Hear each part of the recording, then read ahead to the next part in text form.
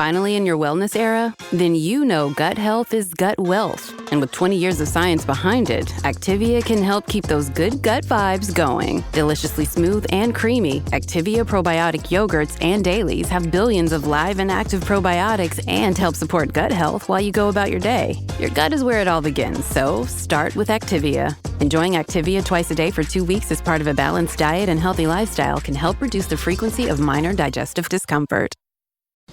ABC Wednesdays, Shifting Gears is back. He has arisen. Tim Allen and Kat Dennings return in television's #1 new comedy. What? With a star-studded premiere including Jenna Elfman, Nancy Travis, and... Hey, buddy! A big home improvement reunion. Welcome. Oh, boy. That guy's a tool. Shifting Gears, new Wednesdays, 8/7 Central on ABC, and stream on Hulu.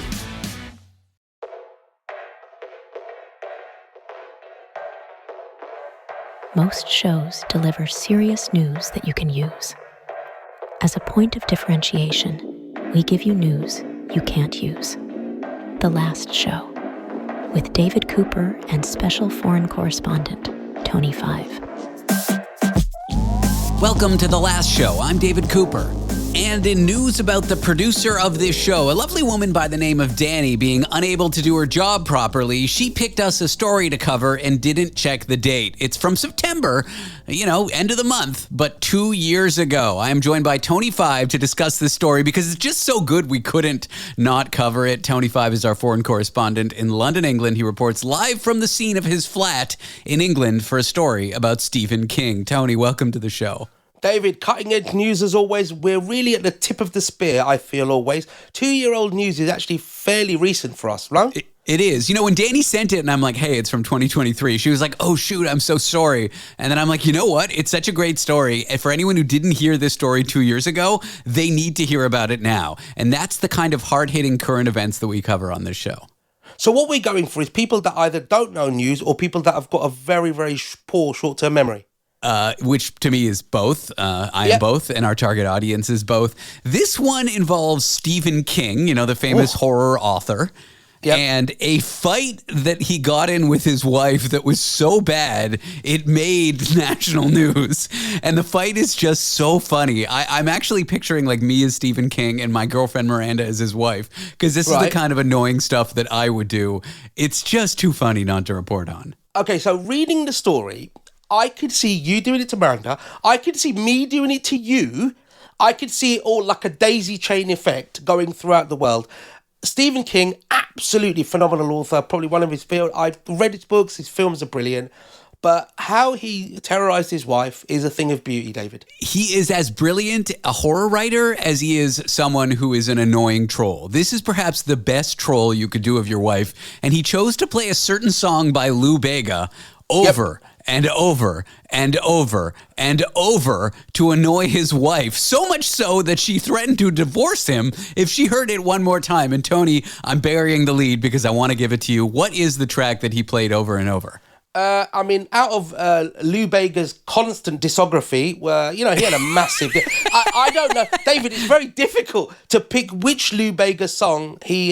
do you know any of Lou Bega's songs? I'm looking it up. Okay, so the song that he trolled his wife with has almost 800 million listens on Spotify. His next most popular songs has just like 10, 20 million. So he really does just have the one song. Yeah, it's like KSI, I guess. So it was Mambo number 5. A little bit of David on my cheese, a little bit of Amanda on my please. That one, 1999, that was, David, 26 years ago. Can you believe it? I just can't believe that anyone ever thought that was a good song. It was annoying from the get-go. It wasn't like, remember that song by Gautier, Didn't Have to Turn You On? Yeah. What's that one? Somebody That I Used to Know. That song wasn't annoying for the first week. It was actually a really good song. Some songs, they sneak up on you. They're good at first, and then they become annoying. But Mambo number 5 was never not annoying.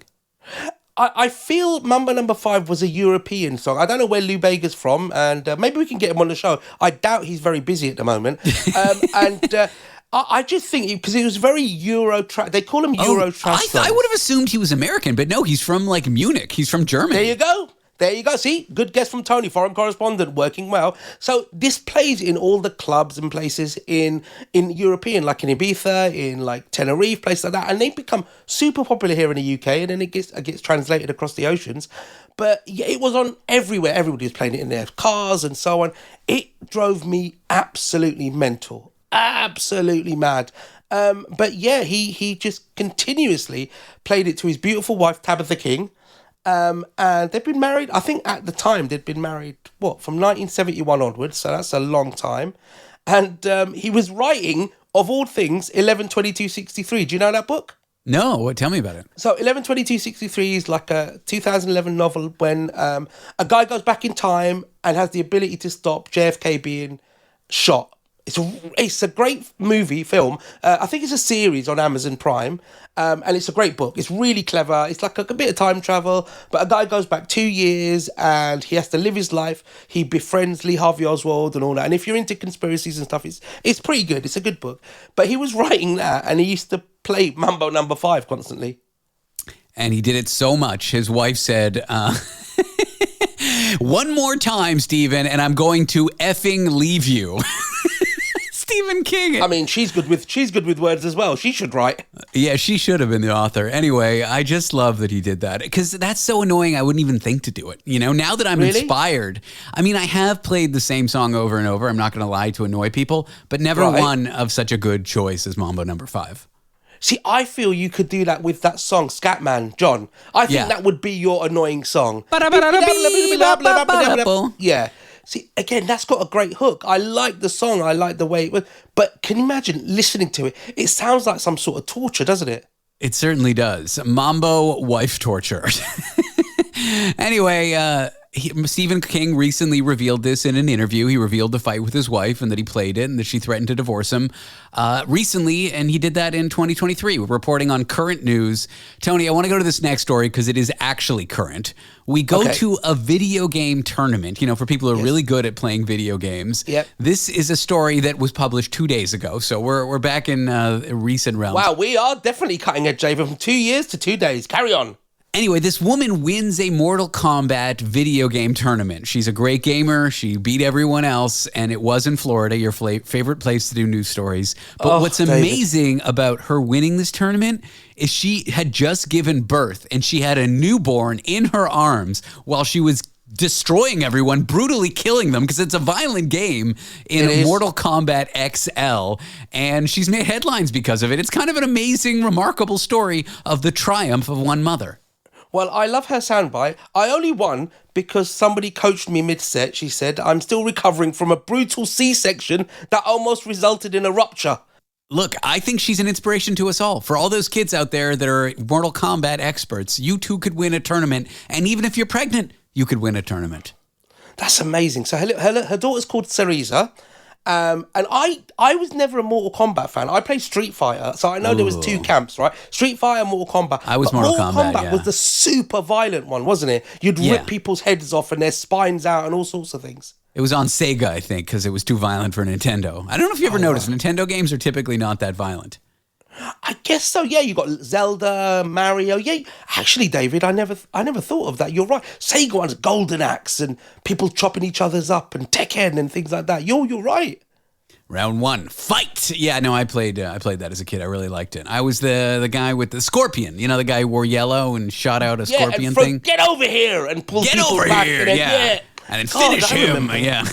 Yeah, and good Lord. I mean, it's insane. And I mean, credit to the woman for able to beat everybody. Can you imagine her competitors? How will they go home at night? I mean, they're already quite nerdy anyway, but now they've gone home and beaten by a new mother. Well, we are trying to get her on the show. She hasn't responded. I guess she has a newborn to take care of. But if she can win a Mortal Kombat tournament, she can come on this show. So we'll see. We'll see if we get her on later in the week or next week. I hope so. I mean, if that's challenging, then this would probably be a bigger challenge for her. Tony Five, our foreign correspondent in London, England. Tony, thank you. Get over here, David. This episode is brought to you by Jack Daniels. Jack Daniels and music are made for each other. They share a rhythm in the craft of making something timeless, while being a part of legendary nights.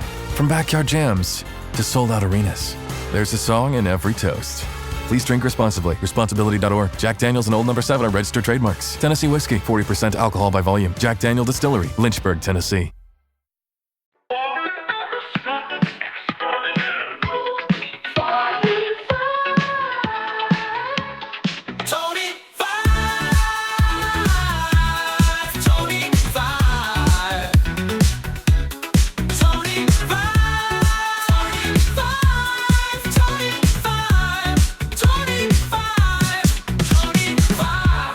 That's right. His name is Tony 5. He is our foreign correspondent in London, England. I am David Cooper. This is the last show. We are here to discuss Doggy depressants. Isn't that an uplifting topic for some uplifting music? David, the jingle that makes you tingle, my friend. Absolutely, Tony 5 here, foreign correspondent, owner of said dog. David, it is coming up in the UK on 5th of November to Fireworks Night. I think it's akin to the 4th of July over there.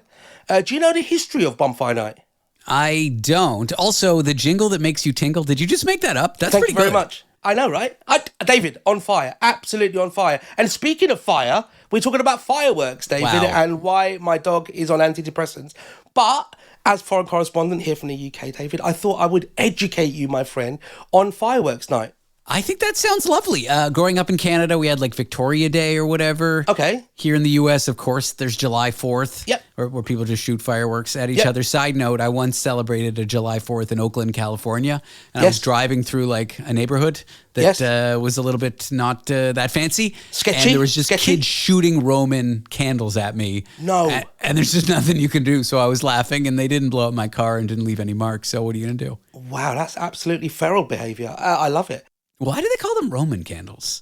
I believe it came from the Latin explodus horribilis. Got it. Okay, Yeah. so fireworks night in the UK. What is it? Is it you celebrating the king? What are you celebrating? No, it's actually from Bonfire Night. And a gentleman called Guy Fawkes, who didn't like the government, and he had something called the gunpowder plot, where he was going to blow up the Houses of Parliament. He was caught he was caught just before, and ever since then it's burning the guy. So what will happen is there'll be effigies of a guy where they'll set on fire, and then they'll have fireworks. So traditional fireworks nights are, some sort of dummy or model or whatever, they build it on and they set these things on fire, and then there are kids obviously with sparklers and people like roasting marshmallows and stuff like that, and then there are a fireworks display, and it's become a big thing. Most boroughs, most councils have got a huge fireworks display for people, and it's really big. The side effect of that is obviously dogs can get really spooked by those sort of things. But wait, a man tries to take down your oppressive monarchy that's beating people with sticks and then tries to blow up the parliament propping up said monarchy. Yes. Instead of calling him a folk hero and celebrating the republic that wasn't. Yes. You just burn an effigy of him saying, don't touch our monarchy. Correct. Yeah. Got it. Absolutely. I mean, we live in an amazing country. I love it here. So, yeah, basically that's what happens. And it's really, not a lot of people know that, which is quite strange. Even people that are in the UK don't know that. But it's actually Guy Fawkes Night. And obviously just before that, we've got Halloween. We will talk about Halloween coming and my disdain of it completely. But that's for another day. And yeah, so there's fireworks. So I took my dog. We're doing so good with reporting on things at the correct time. Like before the break, we covered a story from 2 years ago. Why not say breaking news? It's Halloween. Anyway, go on. Yeah, breaking news. It's Halloween 2023. But yes, so what happened was I thought, because I've got a foster dog, I don't really know him. He can be quite reactive. I'll take him to the vet and say, look, you know what? I don't know what my dog's going to be like. Do you know, in order to train your dog to be used to fireworks, whatever, you go on a YouTube channel and play firework videos to see if the dog goes mad? And did the dog go mad? No, he was watching YouTube.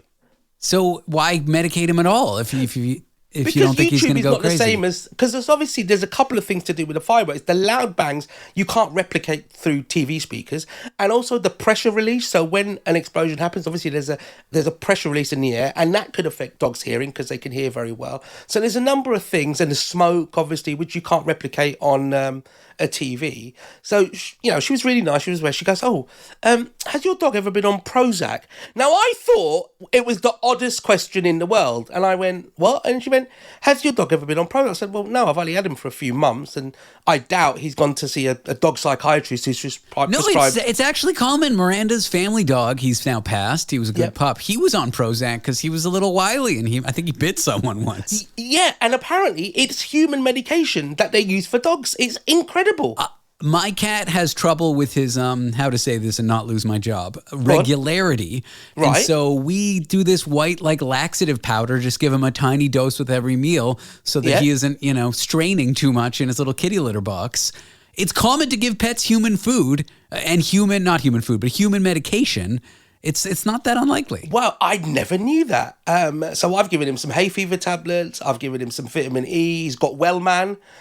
He's got a bit of Prozac in him now. Basically, everything I take, the dog's getting as well. Yeah, and the medication we give my cat to calm him down for the vet is the same medication I'm on, just in a fractional dose. No way. So you and your cat share medication. But then that means me and my dog share medication. David, do you think there's a link between pet owners and their medical problems? Well, I don't know, but the medication I take is very common. He just gets it before he goes to the vet. It's called gabapentin. Gabapentin! That's the one. That's what she told me. It's a controlled drug. Wow. Oh, here it's not. It's just over the counter. But I'm on it as a mood stabilizer, and I suppose my cat's also on it as a mood stabilizer because he loses his mind at the vet.